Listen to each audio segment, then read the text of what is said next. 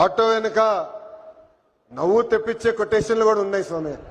అప్పు చేసి కొన్నాను నన్ను చూసి ఏడవద్దు అని చూశాడు. అప్పు చేసి కొన్నాను నన్ను చూసి ఏడవద్దు. ఇంకోటి, హాయని ఆశ పెంచొద్దు, బాయని బాధ పెట్టద్దు. అంటే ఎప్పుడు ఆటో వెనకాల బండి ఉంటే నవ్వుతూ ఉంటాం. సమాజం పట్ల మాకున్న బాధ్యత తెలుస్తుంది. ఎన్ని సమస్యలున్నా ఎన్ని ఇబ్బందులున్నా నవ్వుతూ ఆదరిస్తారు మా ఆటో డ్రైవర్లు.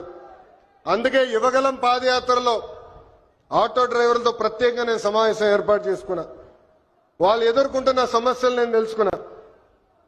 ఆనాడు ఆటో డ్రైవర్లు నాకు చెప్పింది ఒకటి, కుడి చేతిలో 10,000 పెడతారు, ఎడం చేతిలో 20,000 రూపాయలు లాగేస్తారని. అరే ఎట్లా లాగుతున్నారా భయ్ అని అడిగా. గ్రీన్ ట్యాక్స్ పెంచారు, 20,000 రూపాయలు చేసి బాదుతున్నారన్నారు. అదేవిధంగా రోడ్ల పైన ఉన్న గుంటలు పూడ్చట్లేదు, 5 సంవత్సరాలు ఎవరు పట్టించుకోలేదు. ఆ గుంటల వల్ల మా ఆటోలు రిపేర్లకు వస్తున్నాయి, దీనివల్ల చాలా చాలా ఇబ్బంది పడుతున్నామని ఆనాడు చెప్పారు.